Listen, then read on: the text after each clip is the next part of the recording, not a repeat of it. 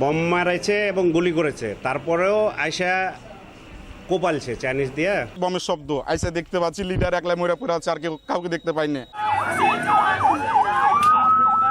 অভিযুক্তদের শাস্তির দাবিতে রাস্তায় টায়ার জ্বালিয়ে বিক্ষোভ করছেন নিহতের স্বজন ও এলাকাবাসী।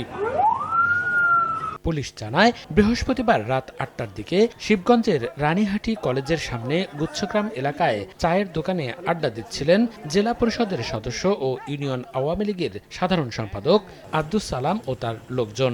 এ সময় অতর্কিত হামলা করে দুর্বৃত্তরা, কয়েকটি ককটেলও বিস্ফোরণ করে। পরে গুলি করে ও ধারালো অস্ত্র দিয়ে কুপিয়ে জখম করা হয় তাদের। ঘটনাস্থলেই নিহত হন জেলা পরিষদের সদস্য ও আওয়ামী লীগ নেতা আব্দুস সালাম। গুরুতর আহত ৩ জনকে উদ্ধার করে চাঁপাইনবাবগঞ্জ জেলা হাসপাতালে নেওয়া হয়। বম মারাইছে এবং গুলি করেছে, তারপরেও আয়সা কোপালছে চাইনিজ দিয়ে। বমের শব্দ আইসা দেখতে পাচ্ছি, লিডার একলা মইরা পড়ে আছে, আর কাউকে দেখতে পাই না। নগদের কাছে সব গ্রাহকই প্রিয়, তাই তো সারা দেশে ক্যাশ আউট চার্জ সবচেয়ে কম। পিস্তল ছিল আশরাফের কাছে, দেগুলি মেরেছে। গুরুতর অবস্থায় হাসপাতালে নেয়ার পথেই স্কুল শিক্ষক আব্দুল মতিন মারা যায় বলে জানান চিকিৎসক। এছাড়া আহত 2 জনের অবস্থাও গুরুতর বলে জানান তিনি।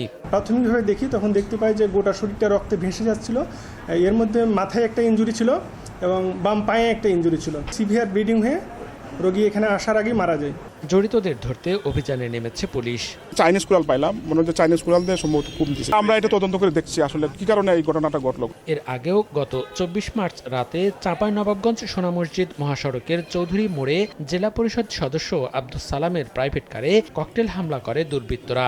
সে সময় আব্দুস সালাম প্রাণে বেঁচে গেলেও আহত হন তার গাড়ি চালক ও জেলা পরিষদের এক কর্মকর্তা। সময় সংবাদ, চাঁপাইনবাবগঞ্জ।